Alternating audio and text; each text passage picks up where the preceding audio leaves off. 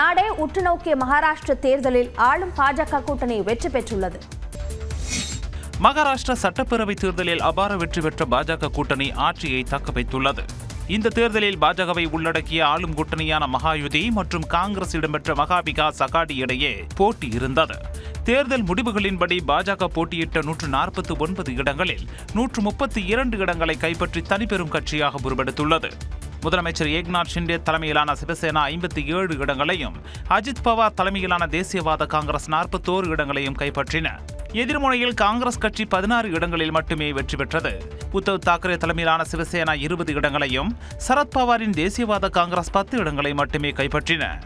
மொத்தம் 288 இடங்களை கொண்ட மகாராஷ்டிரா சட்டப்பேரவையில் பெரும்பான்மைக்கு 145 இடங்கள் தேவை எனும் நிலையில் பாஜக கூட்டணி 234 இடங்களை அள்ளியதால் மீண்டும் ஆட்சி அமைக்க உள்ளது.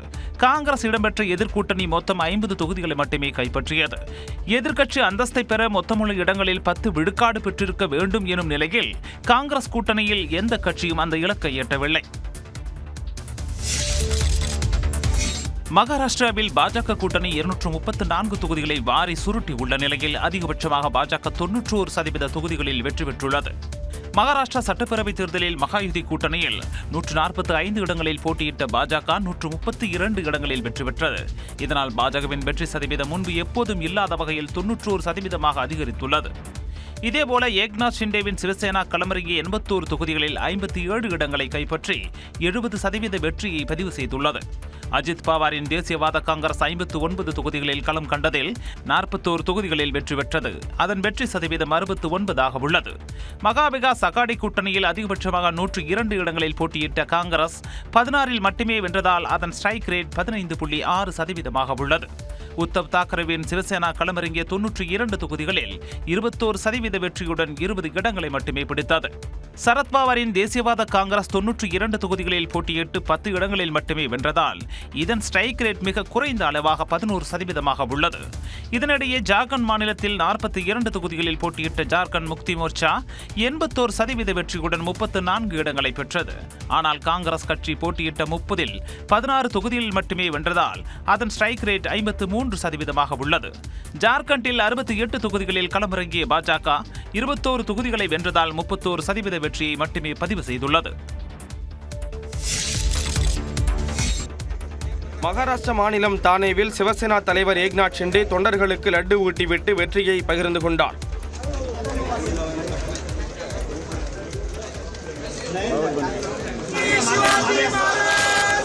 இதேபோன்று மும்பையில் ஏக்நாத் ஷிண்டே வீடு முன்பு கூடிய தொண்டர்கள் பட்டாசு வெடித்து தங்கள் மகிழ்ச்சியை வெளிப்படுத்தினர்.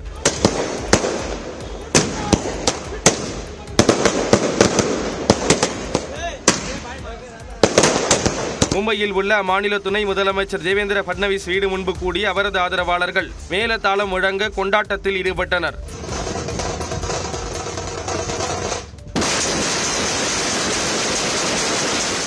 மும்பையில் தேசியவாத காங்கிரஸ் கட்சி தலைவரும் துணை முதலமைச்சருமான அஜித் பவார் வீடு முன்பு கூடிய தொண்டர்கள் மேளதாளம் அடித்து வெற்றியை கொண்டாடினர்.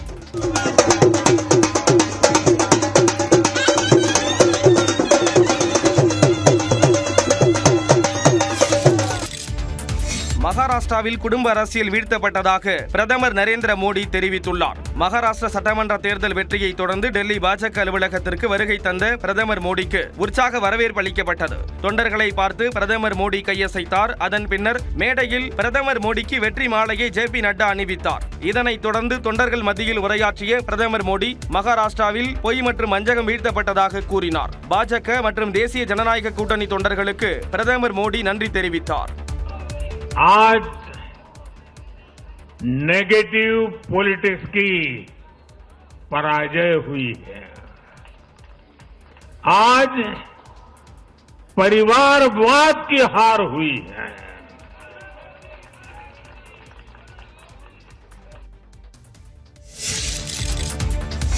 மகாராஷ்டிராவில் சட்டமன்ற தேர்தலில் மகாயுதி கூட்டணி மீண்டும் ஆட்சியை தக்கவைத்துள்ள நிலையில் அடுத்த முதலமைச்சர் யார் என்ற எதிர்பார்ப்பு அதிகரித்துள்ளது. மகாராஷ்டிராவில் பாஜக ஏக்நாத் ஷிண்டே தலைமையிலான சிவசேனா, அஜித் பவார் தலைமையிலான தேசியவாத காங்கிரஸ் இணைந்த மகாயுதி கூட்டணி மீண்டும் ஆட்சியை தக்கவைத்துள்ளது. இதில் தற்போதைய முதலமைச்சர் ஏக்நாத் ஷிண்டேதான் மீண்டும் முதலமைச்சராக வேண்டும் என்று 31% வாக்காளர்கள் விரும்புவதாக தேர்தலுக்கு பிந்தைய கருத்து கணிப்புகள் கூறின. ஆனால் கூட்டணியில் பெரிய கட்சி என்ற அடிப்படையிலும் அதிக இடங்களில் போட்டியிட்ட கட்சி என்ற அடிப்படையிலும் துணை முதலமைச்சரான தேவேந்திர பட்னாவிஸ் தான் முதலமைச்சர் பதவிக்கு சரியான நபர் என்று பாஜக தலைவர் பிரவீன் தரேகர் தெரிவித்திருந்தார். இந்த நிலையில் 3 கட்சிகளும் ஒன்றாக அமர்ந்து முதலமைச்சர் யார் என்பதை முடிவு செய்வோம் என்று சிவசேனா கட்சி தலைவர் ஏக்நாத் ஷிண்டே தெரிவித்தார். पार्टी बैठेंगे, हमारे वरिष्ठ जो है प्रधानमंत्री जी है, अमित भाई है, नड्डा जी और सब हमारे जो तीनों पार्टी के प्रमुख लोग हैं, हम बैठेंगे और उसके ऊपर जैसे हम चुनाव लड़े साथ में एकजुट होकर वैसे ही उसके ऊपर भी फैसला है. இதனைத் தொடர்ந்து தேவேந்திர பட்னாவிஸ் அஜித் பவாருடன் இணைந்து கூட்டாக செய்தியாளர்களை சந்தித்த ஏக்நாத் ஷிண்டே தன்னை பொறுத்தவரையில் சிஎம் என்பது சீஃப் மினிஸ்டர் அல்ல, காமன் மேன் என்றார். இதனிடையே பேசிய பாஜக மூத்த தலைவரும் துணை முதலமைச்சருமான தேவேந்திர பட்னாவிஸ் அடுத்த முதலமைச்சர் யார் என்பது குறித்து கூட்டணி கட்சி தலைவர்களுடன் பேசி முடிவெடுக்கப்படும் என்றார். மகாராஷ்டிரா சட்டப்பேரவை தேர்தலில் 3வது முறையாக வெற்றி பெற்று புதுக்கோட்டை தமிழரான கேப்டன் தமிழ்ச்செல்வன் அனைவரையும் திரும்பி பார்க்க வைத்துள்ளார். மும்பை அருகே தமிழர்கள் அதிகம் வசிக்கும் சயான் கோலிவாடா தொகுதியில் கடந்த 2014 மற்றும் 2019 ஆகிய 2 தேர்தல்களில் பாஜக சார்பில் போட்டியிட்டு தமிழ்ச்செல்வன் வெற்றி பெற்றார். 3வது முறையாக மீண்டும் களமிறங்கிய நிலையில் 73,429 வாக்குகள் பெற்று தன்னை எதிர்த்து போட்டியிட்ட காங்கிரஸ் வேட்பாளரை 7,895 வாக்குகள் வித்தியாசத்தில் வீழ்த்தி தமிழ்ச்செல்வன் வென்றார். ஹாட்ரிக் வெற்றியை வசப்படுத்தியுள்ள தமிழ்ச்செல்வனுக்கு அமைச்சர் பதவி வழங்கப்படலாம் என எதிர்பார்ப்பு எழுந்துள்ளது.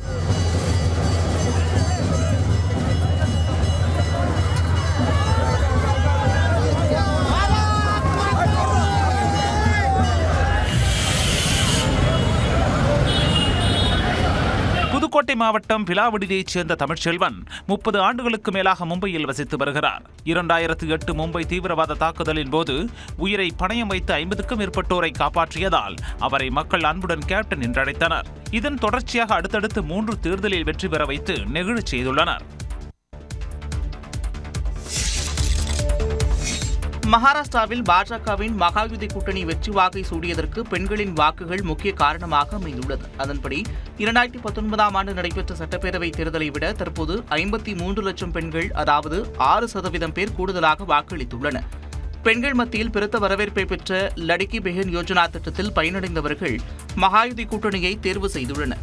இந்த திட்டத்தில் 2.5 கோடி பெண்களுக்கு தேர்தல் வரை தலா 1,500 ரூபாய் வீதம் 5 தவணைகளாக வழங்கப்பட்டுள்ளது. மேலும் இது விரிவுபடுத்தப்பட்டு 2,100 ரூபாயாக அதிகரிக்கப்படும் என்று மகாயுதி கூட்டணி வாக்குறுதி அளித்திருந்தது. எனினும் பெண்களுக்கு மாதம் 3,000 ரூபாய் வழங்கப்படும் என்று காங்கிரஸ் தலைமையிலான மகாவிகாஸ் அகாடி கூட்டணி அளித்த வாக்குறுதியை பெண்கள் புறந்தள்ளியுள்ளனர். பெண்கள் மட்டுமல்லாமல் விவசாயிகளும் பெருவாரியாக பாஜக தலைமையிலான கூட்டணியை ஆதரித்துள்ளனர். பருத்தி மற்றும் சோயாபீன்ஸுக்கு குறைந்தபட்ச ஆதார விலை அளிக்கப்படும் என்ற பாஜகவின் வாக்குறுதி அக்கூட்டணிக்கு வாக்குகளை அள்ளி கொடுத்துள்ளது. வழக்கமாக விவசாய கடன் தள்ளுபடி செய்யப்படும் என்று அறிவிக்காத பாஜக இந்த தேர்தலில் அதற்கு மாறான நிலைப்பாட்டை எடுத்தது. இதன் காரணமாக விவசாயிகள் அதிகம் வாழும் விதர்பாவில் ஜாக்பாட் அடித்துள்ளது. வரலாற்றில் முதல் முறையாக ஜார்க்கண்ட் மாநிலத்தில் ஆளும் கட்சி மீண்டும் வெற்றி பெற்றுள்ளது. ஜார்க்கண்ட் சட்டமன்ற தேர்தலில் ஜேஎம்எம் மற்றும் காங்கிரஸ் கூட்டணி பெரும்பான்மை பெற்று மீண்டும் ஆட்சி அமைக்கிறது. 81 சட்டப்பேரவை தொகுதிகளை கொண்ட ஜார்க்கண்டில் கடந்த 13 மற்றும் 20ஆம் தேதி 2 கட்டங்களாக வாக்குப்பதிவு நடைபெற்றது. இதில் பாஜக மற்றும் ஜார்க்கண்ட் முக்தி மோர்ச்சா காங்கிரஸ் கூட்டணி இடையே கடும் போட்டி நிலவியது. பெரும்பான்மைக்கு 41 இடங்கள் தேவைப்படும் நிலையில் வாக்கு எண்ணிக்கை தொடங்கியதும் 2 கூட்டணியும் சரிசமமான இடங்களை பெற்றிருந்தன. அடுத்த சில மணி நேரத்தில் ஜார்க்கண்ட் முக்தி மோர்ச்சாவின் இந்தியா கூட்டணி அதிக இடங்களில் முன்னிலை பெற தொடங்கியது. இறுதியில் 56 இடங்களை கைப்பற்றிய இந்தியா கூட்டணி ஆட்சியை தக்க வைத்தது. பாஜக கூட்டணி 24 இடங்களை மட்டுமே வசப்படுத்தியுள்ளது. இந்நிலையில் இந்தியா கூட்டணியில் அதிகபட்சமாக ஜார்க்கண்ட் முக்தி மோர்ச்சா கட்சி 34 இடங்களில் கைப்பற்றியுள்ளதால் ஹேமந்த் சோரன் மீண்டும் முதலமைச்சராகிறார். ஜார்க்கண்ட் மாநிலத்தில் ஜார்க்கண்ட் முக்தி மோர்ச்சா கட்சி ஆட்சியை தக்கவைத்துள்ள சூழலில் அக்கட்சியின் தலைவர் ஹேமந்த் சோரன் மீண்டும் வெற்றி பெற்றுள்ளார். ஹேமந்த் சோரனின் தலைமையில் 2014இல் 19 இடங்களை மட்டும் வென்ற ஜார்க்கண்ட் முக்தி மோர்ச்சா 2019ஆம் ஆண்டு தேர்தலில் 30 இடங்களை வென்றெடுத்து ஆட்சியை கைப்பற்றியது. 2024 நாடாளுமன்றத்தை குறிவைத்து மாநில கட்சிகளுடன் சேர்ந்து காங்கிரஸ் அமைத்த இந்தியா கூட்டணியில் முக்கிய அங்கமாகவும் மாறியது. இதற்கிடையே ஜார்க்கண்ட் தலைநகர் ராஞ்சியில் நிலம் வாங்கிய விவகாரத்தில் ஹேமந்த் சோரன் நிதி மோசடியில் ஈடுபட்டதாக வழக்கு பதிவு செய்த அமலாக்கத்துறை அவரது வீட்டில் சோதனை நடத்தியது. தொடர்ந்து முதலமைச்சர் பதவியை அவர் கடந்த ஜனவரி 31ஆம் தேதி ராஜினாமா செய்தார். அன்றைய தினமே அவர் கைதும் செய்யப்பட்டார். அப்போது கட்சியின் மூத்த தலைவரும் அமைச்சராக இருந்தவருமான சம்பாய் சோரன் முதலமைச்சராக பொறுப்பேற்றார். 5 மாதங்களுக்கு பிறகு சிறையிலிருந்து கடந்த ஜூன் மாதம் வெளியே வந்த ஹேமந்த் சோரன் முதலமைச்சராக பதவியேற்றார். இதனால் தனது பதவியை ராஜினாமா செய்த சம்பாய் சோரன் அதிருப்தியில் பாஜகவில் போய் சேர்ந்தார். தேர்தல் நெருக்கத்தில் ராஞ்சியில் ஹேமந்த் சோரனின் உதவியாளர் சுனில் ஸ்ரீவஸ்தாவின் வீடு உள்ளிட்ட 9 இடங்களில் வருமான வரித்துறை சோதனை நடத்தியது பரபரப்பாக பேசப்பட்டது. இவை அனைத்தும் அக்கட்சிக்கு பெரிய பின்னடைவாக பார்க்கப்பட்டது. ஆனால் இந்த கணிப்புகளை எல்லாம் தவிடுபொடியாக்கி கீழே விழுந்த குதிரையாய் உடனே மீண்டெழுந்து ஹேமந்த் சோரன் வெற்றியை வசமாக்கியுள்ளார். உள்ள ஹேமந்த் சோரனுக்கு முதலமைச்சர் மு க ஸ்டாலின் வாழ்த்து தெரிவித்துள்ளார். இது தொடர்பான எக்ஸ் பதிவில் ஜார்க்கண்ட் தேர்தலில் அனைத்து தடைகளையும் தகர்த்து வரலாற்று சிறப்புமிக்க வெற்றியை ஹேமந்த் சோரன் பெற்றுள்ளதாக முதலமைச்சர் குறிப்பிட்டுள்ளார். அதிகாரத்தை தவறான முறையில் பயன்படுத்துவது, பழிவாங்கும் அரசியல் மற்றும் பல தடைகளை பாஜக உருவாக்கினாலும் அவற்றையும் அத்தனையையும் துணிச்சலுடனும் உறுதியுடனும் எதிர்த்து நின்று ஹேமந்த் சோரன் வென்றுள்ளதாக கூறியுள்ளார். அனைத்து தரப்பினரையும் அரவணைத்து செல்லும் அவரது தலைமையில் தாங்கள் கொண்டுள்ள நம்பிக்கையை ஜார்க்கண்ட் மக்கள் தேர்தல் முடிவுகளில் வெளிப்படுத்தியுள்ளதாக குறிப்பிட்டுள்ள தமிழ்நாடு முதலமைச்சர் மு க ஸ்டாலின், இது மக்களாட்சிக்கும் மதச்சார்பின்மைக்கும் கிடைத்துள்ள மகத்தான வெற்றி என்று தெரிவித்துள்ளார்.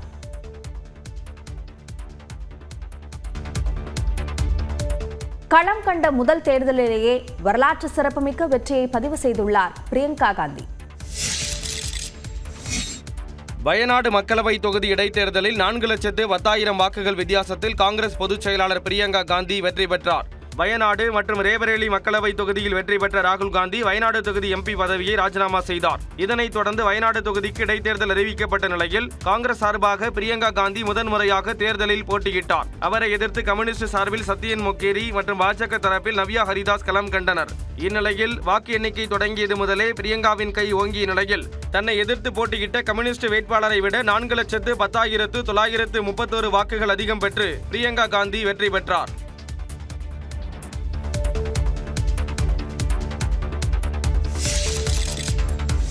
வயநாடு மக்களவை தொகுதி தேர்தல் வெற்றியின் மூலம் பிரியங்கா காந்தி அவரது சகோதரர் ராகுல் காந்தியின் சாதனையை தனது முதல் தேர்தலிலேயே முறியடித்துள்ளார். 2019 தேர்தலில் ராகுல் காந்தி 7,06,367 வாக்குகளை பெற்று 4,31,770 வாக்குகள் வித்தியாசத்தில் வெற்றி பெற்றார். இதேபோல 2024 பொதுத் தேர்தலில் 6,47,445 வாக்குகளை பெற்று 3,64,422 வாக்குகள் வித்தியாசத்தில் இந்திய கம்யூனிஸ்ட் வேட்பாளர் ஆனி ராஜாவை தோற்கடித்தார். இந்த சூழலில் இடைத்தேர்தலில் 4,10,931 வாக்குகள் வித்தியாசத்தில் வெற்றி பெற்றதன் மூலம் சகோதரனை விட அதிக வாக்கு வித்தியாசத்தில் வெற்றி பெற்று பிரியங்கா காந்தி சாதனை படைத்துள்ளார். மேலும் 2019 தேர்தலில் ராகுல் காந்தி பெற்ற வெற்றி சதவீதத்தை விட கூடுதலாக, அதாவது 64.99% வாக்குகளை பிரியங்கா காந்தி பெற்றுள்ளார். வயநாடு தொகுதியை பிரதிநிதித்துவப்படுத்துவதற்கு தனக்கு வாய்ப்பு வழங்கிய மக்களுக்கு நன்றி தெரிவிப்பதாக பிரியங்கா காந்தி தெரிவித்துள்ளார். தேர்தல் வெற்றிக்கு பிறகு டெல்லியில் செய்தியாளர்களிடம் பேசிய அவர் விரைவில் வயநாடு செல்ல இருப்பதாக கூறினார். For giving me the honor to represent them, for giving me so much love in my whole campaign while I was there, and then for voting for me in the manner that they have. It's a testament to the fact that my brother worked hard there, and their love for him and their trust in me. So I feel it's a great honor and I will respect it fully. முதல் முறையாக தேர்தல் அரசியலில் களமிறங்கிய பிரியங்கா காந்தி சாதனை படைத்திருப்பது காங்கிரஸ் கட்சியினரை மகிழ்ச்சியில் ஆழ்த்தியுள்ளது.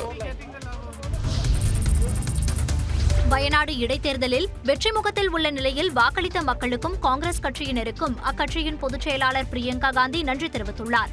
இது தொடர்பாக தனது எக்ஸ் பக்கத்தில் பதிவிட்டுள்ள அவர், தன் மீது நம்பிக்கை வைத்துள்ள வயநாடு மக்களுக்கு நன்றி தெரிவித்துக் கொள்வதாகவும் அவர்களின் கனவு மற்றும் நம்பிக்கையை தாம் உணர்ந்துள்ளதாகவும் கூறியுள்ளார். மேலும் நாள் ஒன்றுக்கு 12 மணி நேரங்கள் ஓய்வின்றி உணவின்றி தனது வெற்றிக்காக உழைத்த காங்கிரஸ் மற்றும் கூட்டணி கட்சியினருக்கு தாம் நன்றி தெரிவித்துக் கொள்வதாகவும் பிரியங்கா காந்தி தெரிவித்துள்ளார். தனது தாயார், கணவர் மற்றும் இரு பிள்ளைகள் தனக்கு வழங்கிய அன்புக்கும் தைரியத்திற்கும் எவ்வளவு நன்றி சொன்னாலும் ஈடாகாது என நெகிழ்ச்சியுடன் பதிவிட்டுள்ள பிரியங்கா காந்தி தனது சகோதரர் ராகுல் காந்தி அனைவரையும் விட தைரியமானவர் என பெருமிதம் தெரிவித்துள்ளார்.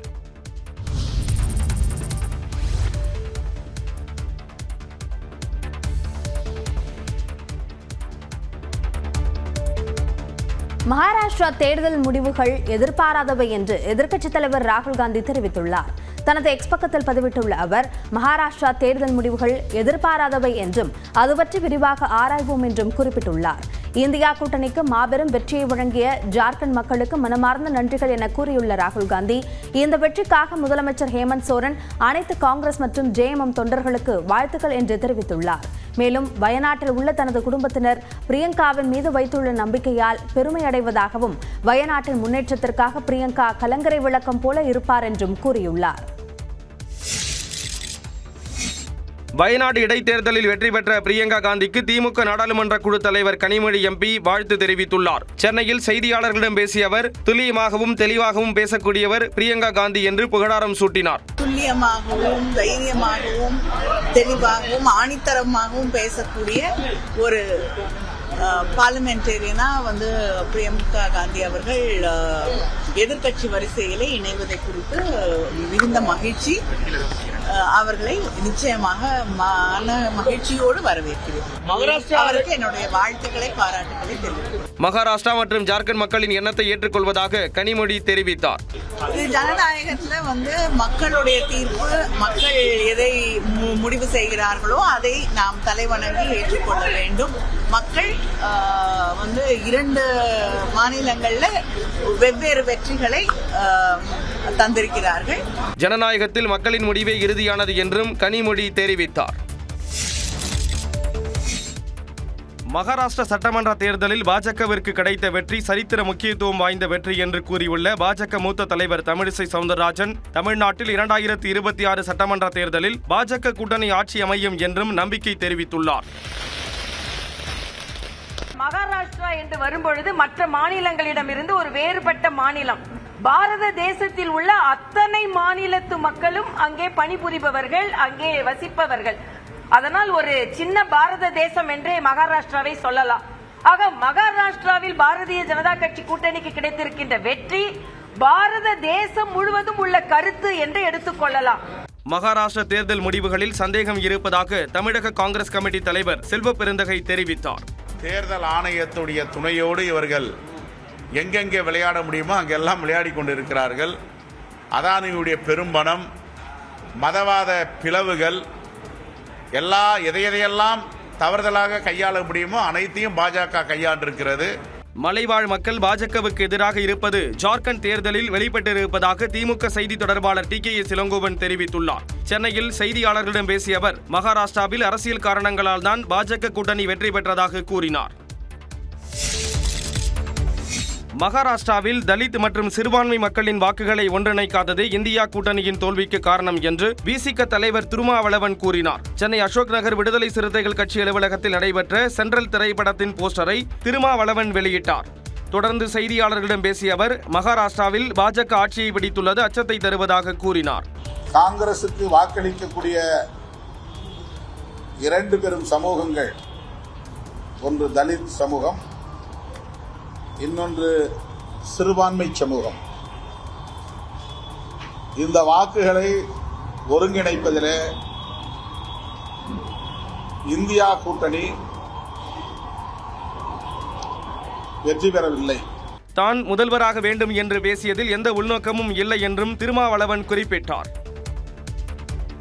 மேற்கு வங்க சட்டமன்ற இடைத்தேர்தலில் மம்தா பானர்ஜியின் திரிணாமுல் காங்கிரஸ் மகத்தான வெற்றியை வசமாக்கியுள்ளது. மேற்கு வங்க மாநிலத்தில் நடைபெற்ற இடைத்தேர்தலில் 6 தொகுதிகளிலும் ஆளும் திரிணாமுல் காங்கிரஸ் கட்சி அமோக வெற்றி பெற்றது.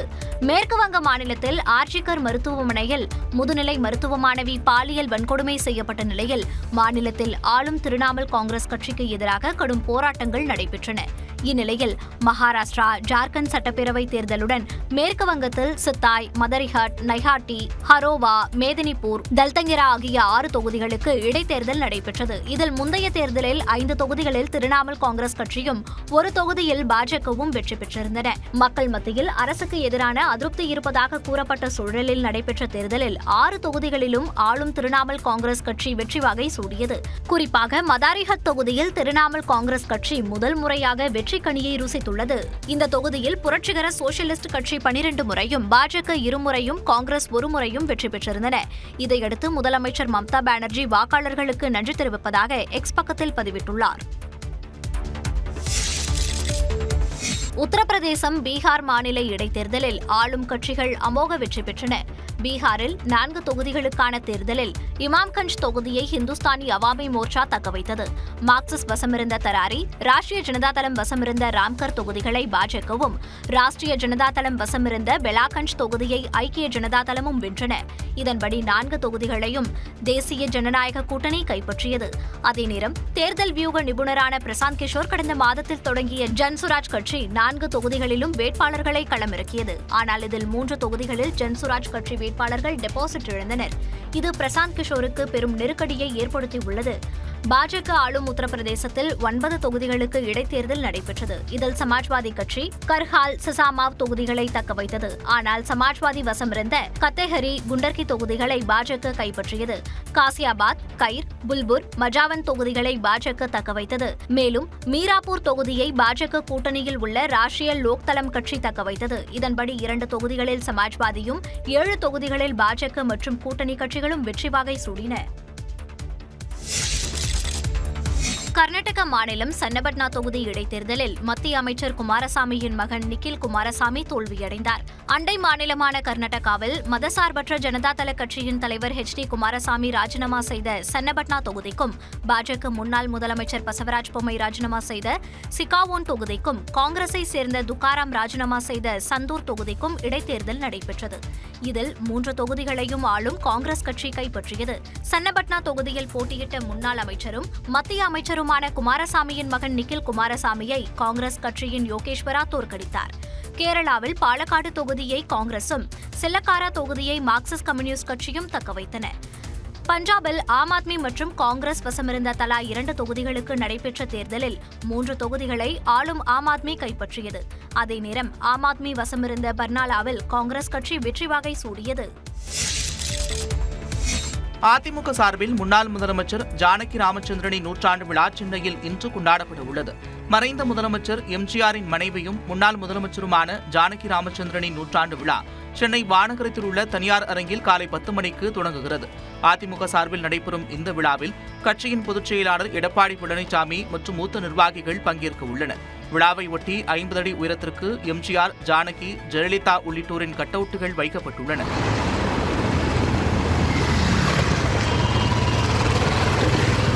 விழாவிற்கான ஏற்பாடுகளை முன்னாள் அமைச்சர் விஜயபாஸ்கர், RB உதயகுமார் உள்ளிட்டோர் நேற்று ஆய்வு செய்தனர். இதனிடையே ஜானகி அம்மையாரின் நெருங்கிய தோழியும் பழம்பெரும் நடிகையுமான சரோஜா தேவியை பெங்களூருவில் உள்ள அவரது இல்லத்தில் சந்தித்த அதிமுக நிர்வாகிகள் விழாவில் பங்கேற்க அழைப்பு விடுத்தனர். உடல்நலன் கருதி விழாவில் பங்கேற்க இயலாததால் அவர் வாழ்த்து தெரிவித்துள்ளார். ஜானகம்மா என் ரொம்ப அனுபவிச்சிருந்தாங்க. இந்த ஃபங்க்ஷனை நல்லா நடக்கணும், எல்லாரும் விரும்பணும் அப்படின்னு நான் நினைக்கிறேன். 100ஆண்டு விழாவில் ஜானகி அம்மையாரின் புகைப்பட அரங்கை எடப்பாடி பழனிசாமி திறந்து வைக்க உள்ளார்.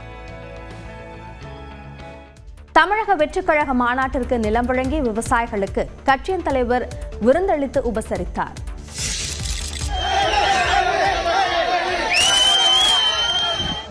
தாவேக மாநாட்டுக்கு நிலம் வழங்கி விவசாயிகளுக்கு விருந்தளிப்பதற்காக வந்த விஜய் தொண்டர்களை பார்த்து உற்சாகமாக கையசைத்த காட்சிகளே இவை. கடந்த அக்டோபர் 27ஆம் தேதி விழுப்புரம் மாவட்டம் விக்கிரவாண்டியில் உள்ள வி சாலையில் தமிழக வெற்றிக் கழகத்தின் முதல் மாநில மாநாடு பிரம்மாண்டமாக நடைபெற்றது. மாநாட்டுக்காக வி சாலையில் மொத்தம் 207 ஏக்கர் நிலம் வாடகைக்கு எடுக்கப்பட்டது. அதில் 90 ஏக்கர் நிலம் மாநாடு பகுதிக்கு, மீதமுள்ள இடங்கள் பார்க்கிங் பகுதிகளாக பயன்படுத்தப்பட்டன. இந்நிலையில் தாவேக மாநாட்டுக்கு நிலம் கொடுத்து உதவிய நில உரிமையாளர்களான விவசாயிகளை கௌரவப்படுத்தும் விதமாக அக்கட்சி தலைவர் விஜய் விருந்தளிக்க முடிவு செய்தார். அதன்படி நிலம் வழங்கி 46 நில உரிமையாளர்கள், அவர்களது குடும்பத்தினர் என சுமார் 200 பேர் பனையூரில் உள்ள தாவேக அலுவலகத்திற்கு அழைத்து வரப்பட்டனர். அங்கு அவர்களுக்கு மதிய உணவாக வடை பாயாசத்தோடு சைவ உணவு பரிமாறப்பட்டது. விவசாயிகள் மற்றும் அவர்களது குடும்பத்தினருக்கு விஜய் நன்றி தெரிவித்தார். பின்னர் நிலம் வழங்கிய விவசாயிகளுக்கு சால்வை அணிவித்து கௌரவித்தார். தமிழக வெற்றிக் கழகத்தின் தலைவர் விஜயை சந்தித்தது மகிழ்ச்சி அளிப்பதாக அவரை சந்தித்த விவசாயிகளின் குடும்பத்தினர் தெரிவித்தனர். ரொம்ப சந்தோஷமா இருக்கு. நீ நான் எதிர்பார்க்கவே இல்லை. ரொம்ப சந்தோஷமா இருக்கு. விருந்தெல்லாம் வச்சாங்க. மற்றபடி சார் வந்தாங்க, பேசி போட்டோஸ்லாம் எடுத்தாங்க. எந்த ஒரு கஷ்டமும் இல்லை. சந்தோஷமா இருக்கு. மாநாட்டுக்காக வழங்கிய நிலத்தை எந்த சேதமுமின்றி தமிழக வெற்றிக் கழகத்தினர் ஒப்படைத்ததாகவும் விவசாயிகள் தெரிவித்தனர். இடம் நாங்கள் 2 ஏக்கர் கொடுத்தோம். கொடுக்கும்போது இருந்த மாதிரியே மறுபடியும் சரி பண்ணி கொடுத்துட்டாங்க.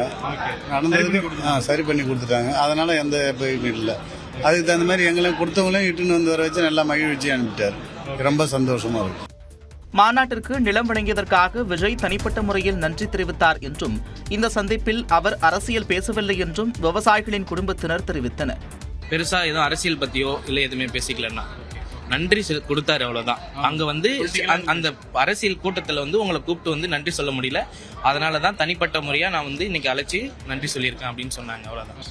எல்லாரையும் உட்கார வச்சு அவ்வளவு நேரம் பேசி தனித்தனியா போட்டோ எடுத்து குரூப்பா போட்டோ எடுத்து ஒருத்தவங்க கிட்டயும் தனியா விவரங்களை கேட்டு இவ்வளவு பொறுமையா இருந்து பண்ணதுன்றது ரொம்ப நல்ல விஷயம். பிளஸ் விவசாயிகளுக்கு இவ்வளவு ரெஸ்பெக்ட் கொடுக்குறாங்கன்ற போது ரொம்ப சந்தோஷமா இருக்கு.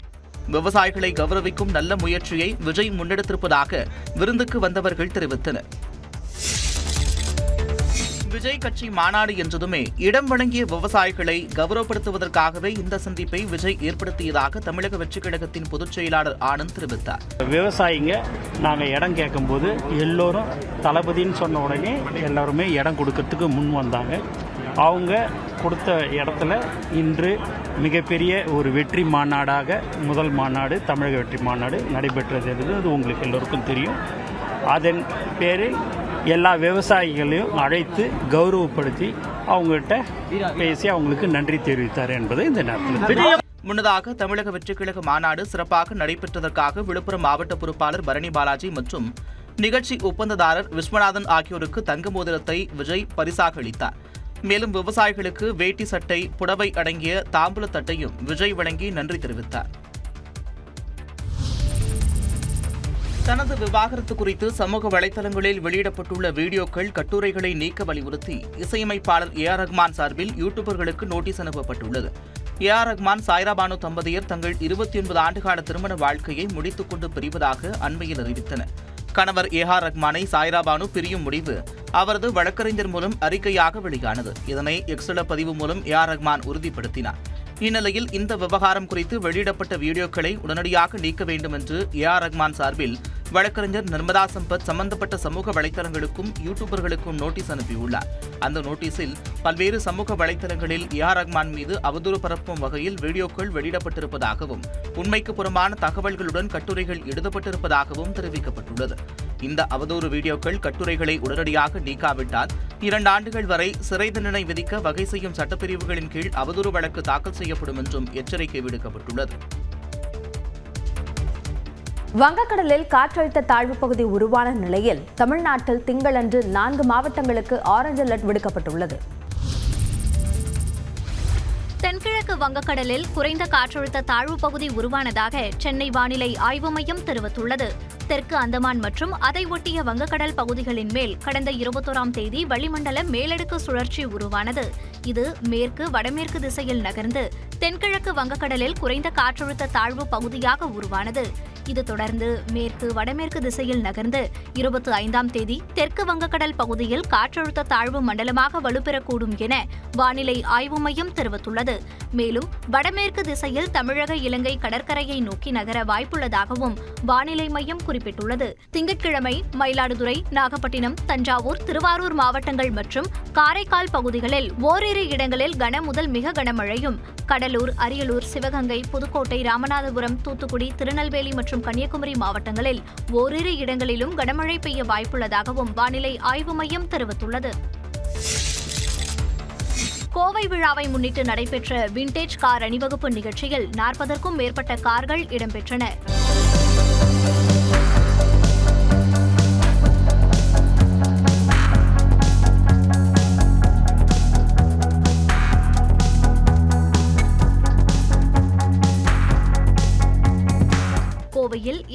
பென்ஸ் அமைப்பின் சார்பில் ஆண்டுதோறும் கோவை விழா கொண்டாடப்படுகிறது. அந்த வகையில் இந்த ஆண்டு நடைபெறும் விழாவின் ஒரு பகுதியாக பழமையான கிளாசிக் கார்கள் அணிவகுப்பு நடந்தது. ரேஸ்கோர்ஸ் பகுதியில் தொடங்கிய இந்த அணிவகுப்பை கோவை மாவட்ட ஆட்சியர் கிராந்திகுமார் பாடி தொடங்கி வைத்தார். இதில் 1931 முதல் 1980 ஆண்டு வரையுள்ள கார்கள் இடம்பெற்றன. Benz, Rolls Royce, Chevrolet, Ford, Padmini, Ambassador, Volkswagen கார்களும் பழைய ஜீப் 1960 ஆண்டு அமெரிக்காவில் தயாரிக்கப்பட்ட சவர்வெட் போன்றவையும் அணிவகுத்து வந்தன. பழைய மாடல் கார்களை வைத்து பராமரிப்பது ஒரு நல்ல அனுபவம் எனவும், கார்களை பார்ப்பதற்கு நிறைய பேர் வருவார்கள், புதிய அறிமுகங்கள் ஏற்படும் எனவும் கார்களை பராமரித்து வரும் உரிமையாளர்கள் தெரிவிக்கின்றனர். இது வந்து பாத்தீங்கன்னா 1943 மாடல் ஃபோர்டு GPW ஜீப், இதெல்லாம் பாத்தீங்கன்னா ஸ்கிராப் கண்டிஷன் இருந்துச்சுங்க. ஸோ இது மாதிரி ஃபுல்லாக ரீஸ்டோர் பண்ண எனக்கு 3 years டைம் ஆச்சுங்க. ஃபுல்லாக ரீஸ்டோர் பண்ணி இந்த மாதிரி ஷோ நடக்கிறப்ப நம்ம கொண்டு வந்து எல்லாரும் வண்டி பார்க்குறப்ப நம்மளுக்கு ரொம்ப ஹாப்பியாக ஃபீல் பண்ணுதுங்க. இந்த மாதிரி நிறைய ஈவெண்ட் கண்டக்ட் பண்ணால் நல்லா இருக்குங்க. பழைய மாடல் கார்களை புதிய கார்கள் போல தற்போது வரை பாதுகாத்து வைத்து இருப்பதும் ஆச்சரியம் அளிப்பதாக கார் அணிவகுப்பை பார்க்க வந்தவர்கள் தெரிவித்தனர். 2200 கோடி ரூபாய் லஞ்சம் கொடுத்ததாக எழுந்த புகாரில் பிரபல தொழிலதிபர் கௌதம் அதானி மற்றும் அவரது மருமகன் சாகர் அதானிக்கு அமெரிக்க பங்குகள் மற்றும் பரிவர்த்தனை ஆணையம் சம்மன் அனுப்பியுள்ளது. இந்தியாவில் சூரிய மின்சக்தி திட்டத்தில் ஒப்பந்தங்களை பெற அதிகாரிகளுக்கு 2200 கோடி ரூபாய் மதிப்பில் லஞ்சம் கொடுத்ததாக அதானி குழுமத் தலைவர் கௌதம் அதானி மற்றும் அவரது மருமகன் மீது குற்றச்சாட்டு எழுந்தது.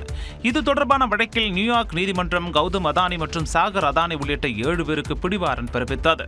இந்நிலையில் அகமதாபாத்தில் உள்ள அதானி மற்றும் சாகர் அதானி இல்லத்திற்கு அமெரிக்க பங்குகள் மற்றும் பரிவர்த்தனை ஆணையம் சம்மன் அனுப்பியுள்ளது. அதில் 21 நாட்களுக்குள் நேரில் பதிலளிக்க வேண்டும் என்றும், பதிலளிக்க தவறினால் புகாரில் கோரப்பட்ட நிவாரணத்திற்காக இருவருக்கும் எதிராக தீர்ப்பு அளிக்க நேரிடும் எனவும் தெரிவிக்கப்பட்டுள்ளது.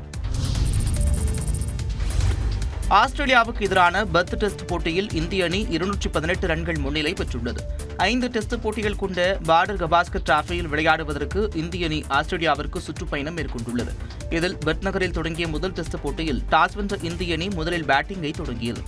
முதல் இன்னிங்ஸில் ஆஸ்திரேலியாவின் பந்துவீச்சை சமாளிக்க முடியாமல் திணறிய இந்திய வீரர்கள் 50 ஓவருக்குள் 150 ரன்கள் மட்டுமே எடுத்து அனைத்து விக்கெட்டுகளையும் பறிகொடுத்தனர். பின்னர் களமிறங்கிய ஆஸ்திரேலிய வீரர்களும் இந்திய அணியின் பந்துவீச்சை சமாளிக்க முடியாமல் திணறினர். அடுத்தடுத்து ஆட்டமிழந்த ஆஸ்திரேலிய வீரர்கள் முதல் நாள் முடிவில் 7 விக்கெட் இழப்பிற்கு 67 ரன்களை எடுத்தனர். இந்நிலையில் 2வது நாள் ஆட்டத்தை தொடர்ந்த ஆஸ்திரேலியா 104 ரன்களுக்கு சுருண்டது. கேப்டன் பும்ரா 30 ரன்களை விட்டுக் கொடுத்து 5 விக்கெட்டுகளை வீழ்த்தினார். 46 ரன்கள் முன்னிலையுடன் 2வது இன்னிங்ஸை தொடங்கிய இந்திய அணியில் ஜெய்ஸ்வால், KL ராகுல் சிறப்பாக விளையாடினர். இருவரும் அரை சதம் அடித்து அசத்தி இருக்கின்றனர். 2ஆம் நாள் முடிவில் இந்திய அணி விக்கெட் இழப்பின்றி 172 ரன்களை குவித்துள்ளது. ஜெய்ஸ்வால் 90 ரன்களுடனும் KL ராகுல் 62 ரன்களுடனும் களத்தில் உள்ளனர்.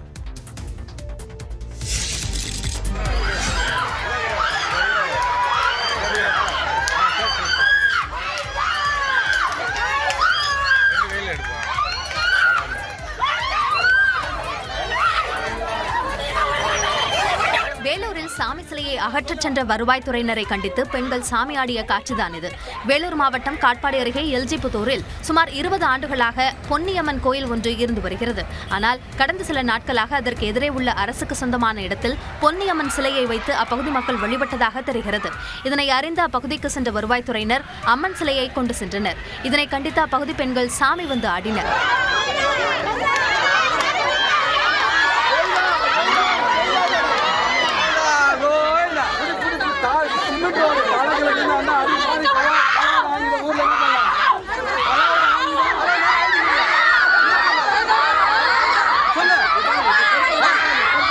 தனிநபருக்கு ஆதரவாக வருவாய்த்துறை மற்றும் காவல்துறை செயல்படுவதாக அப்பகுதி மக்கள் குற்றம் சாட்டியுள்ளனர். பொதுமக்களின் இந்த போராட்டத்தால் அப்பகுதியில் சிறிது நேரம் பதற்றமான சூழல் நிலவியது.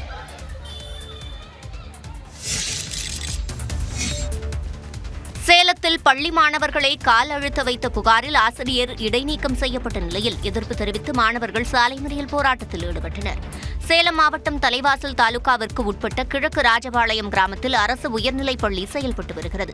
இங்கு கணக்காசிரியராக பணியாற்றி வரும் காமக்காபாளையம் கிராமத்தைச் சேர்ந்த ஜெயபிரகாஷ் என்பவர் மாணவர்களை கால் அழுத்த சொல்லி ஓய்வெடுத்துள்ளார்.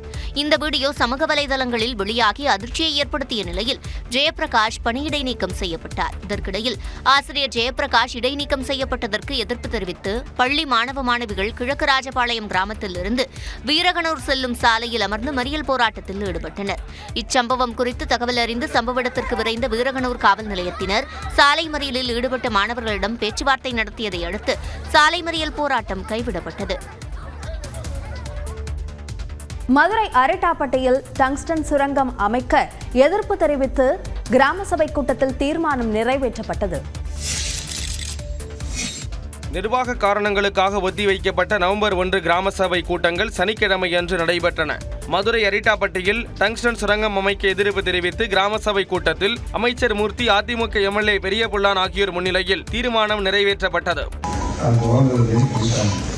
அதனால ஒன்றும் பயப்பட வேண்டியதில்லை, அது வராது, வளர்ந்துக்கும் ஒருபோதும் நம்ம மக்கள் விட மாட்டாங்க, அரசும் அதுக்கு அனுமதி. தூத்துக்குடி மாவட்டத்தில் மாப்பிள்ளையூரணி பஞ்சாயத்து பகுதிகளை தூத்துக்குடி மாநகராட்சியுடன் இணைக்க வேண்டும் என்று ஒரு தரப்பினரும் இணைக்கக்கூடாது என மற்றொரு தரப்பினர் வாக்குவாதத்தில் ஈடுபட்டதால் பரபரப்பு ஏற்பட்டது.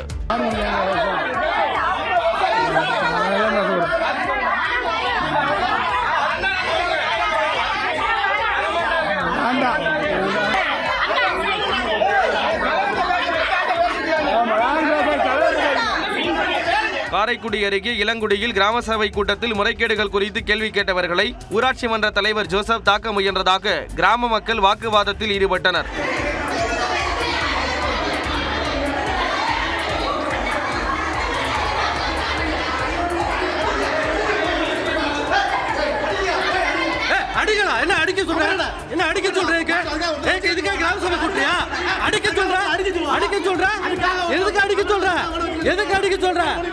கடும் வாக்குவாதம் நிலவியதால் கிராம சபை கூட்டம் பாதியிலேயே முடிவடைந்தது. காஞ்சிபுரம் மாவட்டம் ஏகனாபுரம் கிராம சபை கூட்டத்தில் பரந்தூர் பசுமை வெளி விமான நிலையத்திற்கு எதிராக 10வது முறையாக தீர்மானம் நிறைவேற்றப்பட்டது. சென்னையின் 2வது விமான நிலையம் காஞ்சிபுரம் அருகே பரந்தூர் பகுதியில் அமைக்க முடிவு செய்யப்பட்டுள்ளது. இதற்காக 13 கிராமங்களை ஒன்றிணைத்து 5746 ஏக்கர் நிலம் கையகப்படுத்தப்பட உள்ளது. இதில் ஏகனாபுரம் உள்ளிட்ட கிராமங்கள் முழுமையாக கையகப்படுத்தப்பட உள்ளன. இதற்கு எதிர்ப்பு தெரிவித்து ஏகனாபுரம் கிராமத்தில் 852வது நாளாக போராட்டம் நடைபெற்றது. இந்நிலையில் இந்த கிராம மக்கள் இதற்கு முன்னதாக விமான நிலையத்திற்கு எதிராக 9 முறை கிராம சபை கூட்டத்தில் தீர்மானம் நிறைவேற்றியுள்ளனர். 7 முறை கிராம சபை கூட்டத்தை புறக்கணித்தனர். இந்நிலையில் சனிக்கிழமை நடந்த கிராம சபை கூட்டத்தில் 10வது முறையாக விமான நிலையத்திற்கு எதிராக தீர்மானம் நிறைவேற்றியுள்ளனர். இந்த 10வது முறை நாங்கள் கிராம சபையிலே எழுதுகிற தீர்மானத்துக்காவது இந்த மாநில அரசு கவனத்தை செலுத்தி இந்த மக்கள் என்ன பிரச்சனையில் வாடுகிறார்கள், இங்கு நிறைவேற்ற முடியாத திட்டமாக இருக்கக்கூடிய பரந்தூர் பசுமை விமான திட்டத்தை தயவு கூர்ந்து ரத்து செய்யுமாறு உடனடியாக முதல்வர் அவர்கள் தலையிட்டு இந்த திட்டத்தை ரத்து செய்து மக்களையும் விவசாயத்தையும் இந்த கிராமத்தையும் காப்பாற்றி தருமாறு அன்போடு கேட்டுக்கொள்கிறோம். ஏகனாபுரம் கிராமத்தில் வளர்ச்சி திட்ட பணிகள் மேற்கொள்ளவில்லை என தமிழக அரசை கண்டித்து கிராம சபையில் இருந்து வெளியேறி முழக்கங்களை எழுப்பினர்.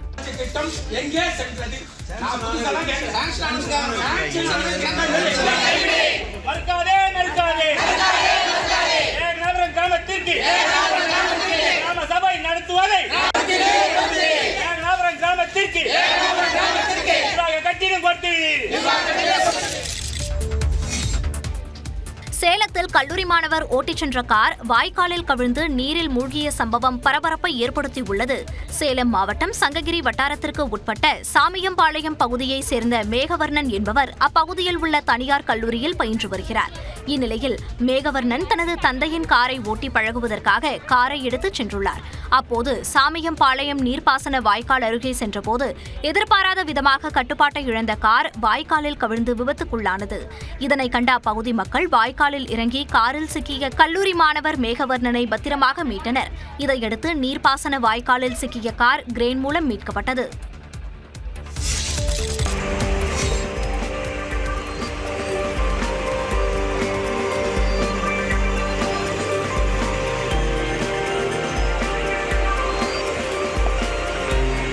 நீலகிரி மாவட்ட ஆட்சியர் உள்ளிட்ட அதிகாரிகள் இவ்வாறு பரிசல் பயணம் மேற்கொண்டது மலை கிராமத்தில் நடைபெற்ற கிராம சபை கூட்டத்தில் பங்கேற்கத்தார்.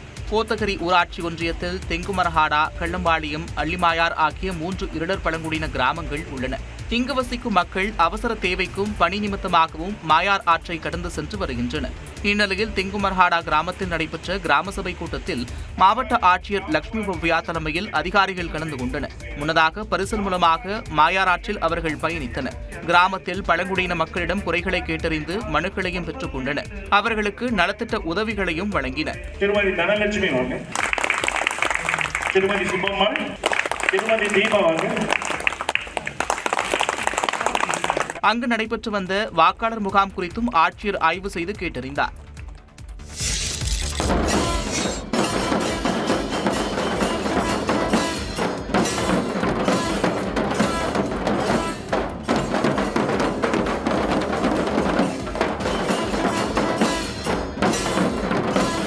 திருவண்ணாமலை கார்த்திகை தீப திருவிழாவுக்காக சென்னை தாம்பரத்திலிருந்து திருக்குடைகள் ஊர்வலமாக எடுத்து செல்லப்பட்டன. புகழ்பெற்ற திருவண்ணாமலை அருணாச்சலேஸ்வரர் கோவிலில் அடுத்த மாதம் 13ஆம் தேதி திருக்கார்த்திகை தீப திருவிழா நடைபெறவுள்ளது. இந்த விழாவிற்காக திருக்கோவில்கள் கூட்டமைப்பு சார்பாக ஆண்டுதோறும் திருக்குடைகள் வழங்கப்பட்டு வருகின்றன. இந்நிலையில் சென்னை தாம்பரத்தில் உள்ள விநாயகர் கோவிலிலிருந்து திருவண்ணாமலைக்கு சிவ வாத்தியங்கள் முழங்க திருக்குடைகள் ஊர்வலமாக எடுத்து செல்லப்பட்டன.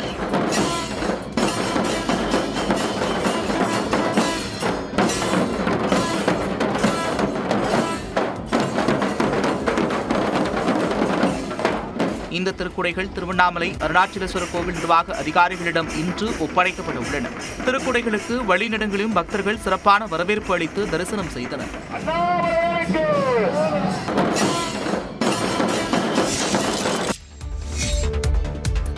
விஐபி தரிசனம் தொடர்பாக பழனி தண்டாயுதபாணி முருகன் கோயில் கண்காணிப்பு அதிகாரியிடம் திண்டுக்கல் மேற்கு மாவட்ட பாஜக தலைவர் வாக்குவாதத்தில் ஈடுபட்டதால் பரபரப்பு ஏற்பட்டது.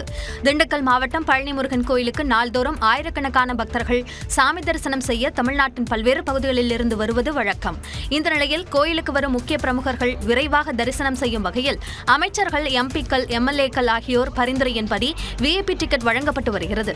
இந்த நிலையில் திண்டுக்கல் மேற்கு மாவட்ட பாஜக தலைவர் கனகராஜ் தான் வழங்கிய பரிந்துரை கடிதம் ஏற்கப்படவில்லை என்று கூறி கோயிலின் கண்காணிப்பு அதிகாரி சொர்ணம் என்பவரிடம் வாக்குவாதத்தில் ஈடுபட்டார்.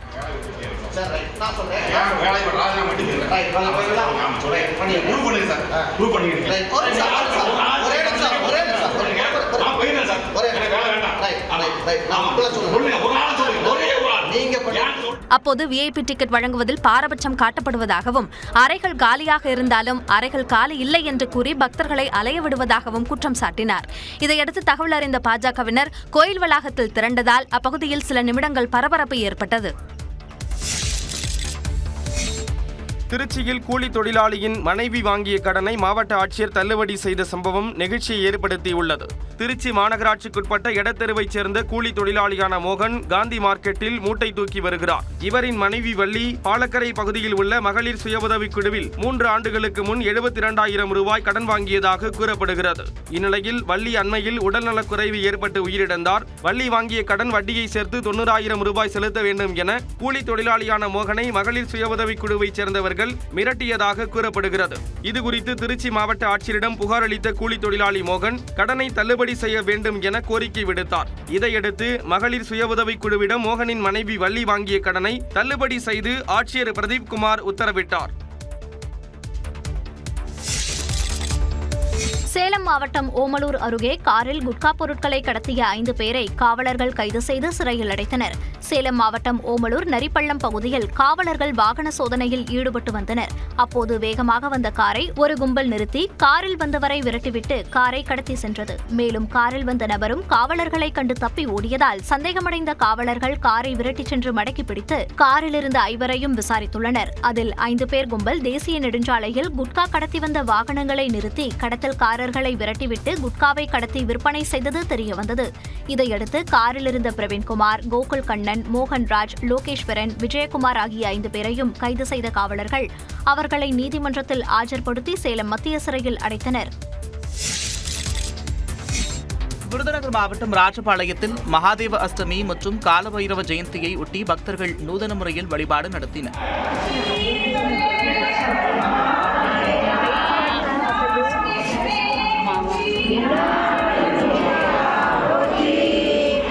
ருக்மணி சத்யபாம சமேத சந்தான வேணுகோபால கிருஷ்ணசுவாமி கோவிலில் சுவாமிக்கு அன்னாபிஷேகம் நடைபெற்றது. அபிஷேகத்திற்கு பயன்படுத்தப்பட்ட உணவு பக்தர்களுக்கு பிரசாதமாக பரிமாறப்பட்டது. பின்னர் பக்தர்கள் உணவருந்திய இலைகள் மீது பக்தர்கள் சிலர் அங்கப்பிரதட்சணம் செய்து வழிபட்டனர்.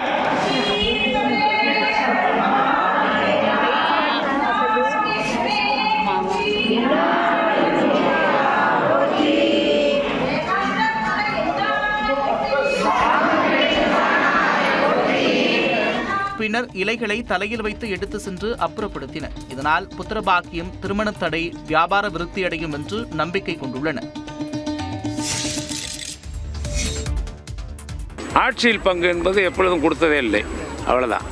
ஆட்சி அதிகாரத்தில் பங்கு எனும் முழக்கம் எழுந்துள்ள நிலையில் திமுக ஒருபோதும் ஆட்சியில் பங்கு கொடுத்ததில்லை என அமைச்சர் ஐ. பெரியசாமி பதிலளித்துள்ளார்.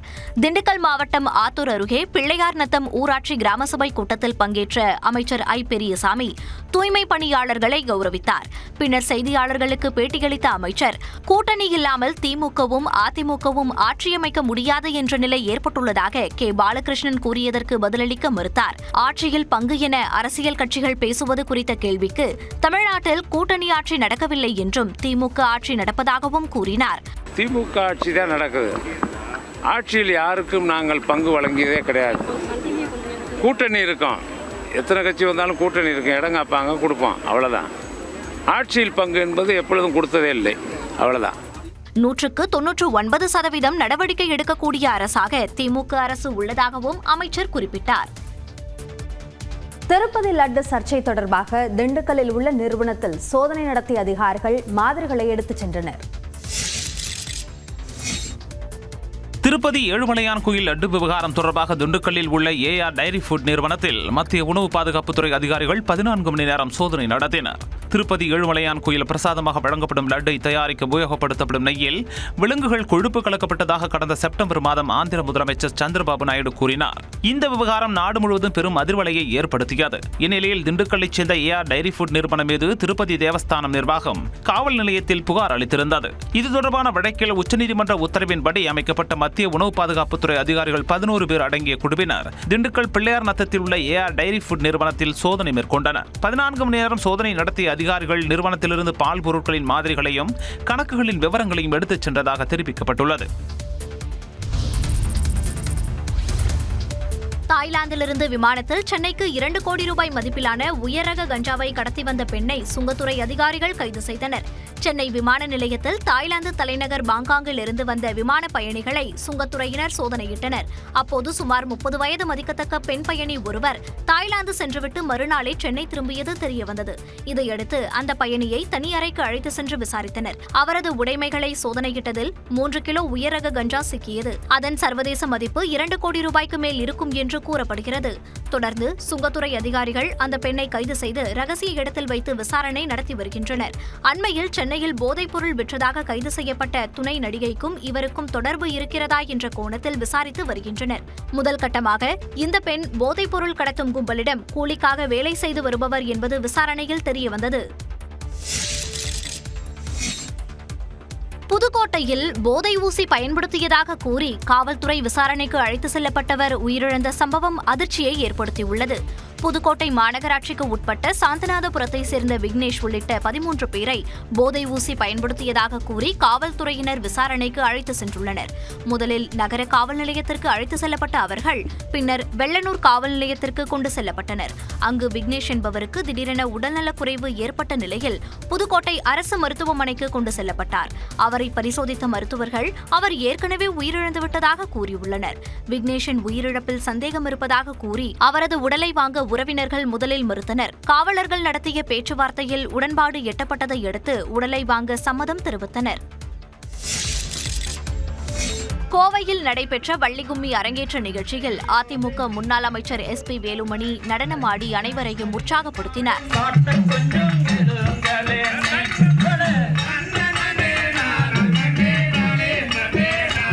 தொண்டாமுத்தூர் சட்டமன்ற தொகுதிக்கு உட்பட்ட கோவை புதூரில் பவளவள்ளி கும்மி என்ற பெயரில் நடனக்குழு செயல்பட்டு வருகிறது. இதில் பயிற்சி பெற்றவர்களின் அரங்கேற்றம் நடைபெற்றது. சிறுமிகள், பெண்கள் ஒரே மாதிரியாக வண்ண ஆடை அணிந்து நாட்டுப்புற பாடலுக்கு ஏற்ப ஒரு சேர நடனமாடினர்.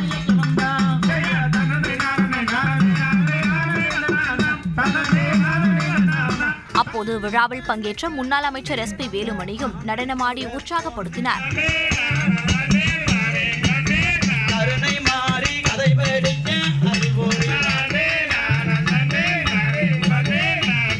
வள்ளிகும்மி நடனம் மன ரீதியாகவும் உடல் ரீதியாகவும் உற்சாகம் அளிப்பதாக பங்கேற்றவர்கள் தெரிவித்தனர்.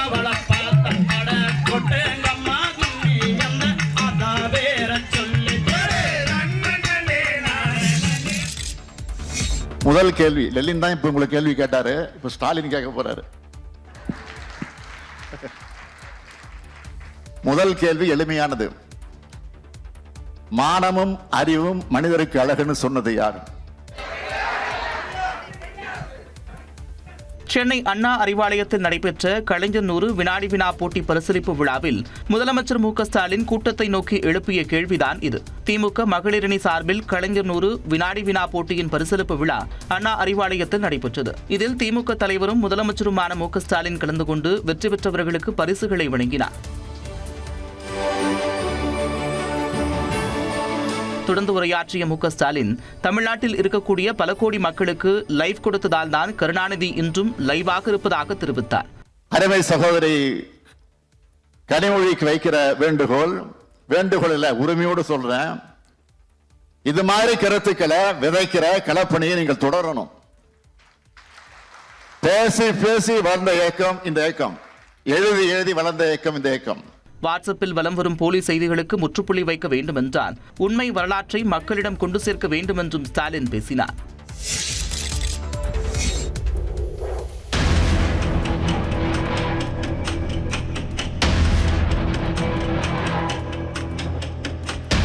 கிருஷ்ணகிரி மாவட்டம் ஆரம்பட்டி கிராமத்தில் உள்ள அரசு நடுநிலைப் பள்ளியின் அவல நிலைதான் இது. 1ஆம் வகுப்பு முதல் 8ஆம் வகுப்பு வரை உள்ள இப்பள்ளியில் 80க்கும் மேற்பட்ட மாணவ மாணவிகள் பயின்று வருகின்றனர். பாடம் நடத்துவதற்கு 5 வகுப்பறைகள் இருந்த நிலையில் ஒரு வகுப்பறையின் மேல்கூரை பூச்சி உள்பக்கமாக பெயர்ந்து விழுவதால் மாணவர்கள் மற்றும் ஆசிரியர்கள் அச்சமடைந்துள்ளனர். இதனால் மரத்தடியில் பாடம் நடத்த வேண்டிய நிலை ஏற்பட்டுள்ளது. 7 வருஷம் ஆச்சு பழுதடைஞ்சு, அது பூட்டி வச்சிருக்கிறதுனால பசங்களுக்கு போதுமான இட வசதி இல்லை. அதனால அந்த பழுதடைஞ்ச பில்டிங் எடுத்துட்டு புதுசா கட்டி கொடுக்கணுங்கிறது எங்களோட நீண்ட நாள் கோரிக்கை. இது தொடர்பாக மாவட்ட கல்வி அலுவலகம் மற்றும் ஆட்சியர் அலுவலகத்திற்கு புகார் தெரிவித்தும் நடவடிக்கை எடுக்கவில்லை என கூறப்படுகிறது. மழைக்காலத்தை கருத்தில் கொண்டு புதிய கட்டடம் கட்ட நடவடிக்கை எடுக்க வேண்டும் என பொதுமக்கள் கோரிக்கை விடுத்துள்ளனர்.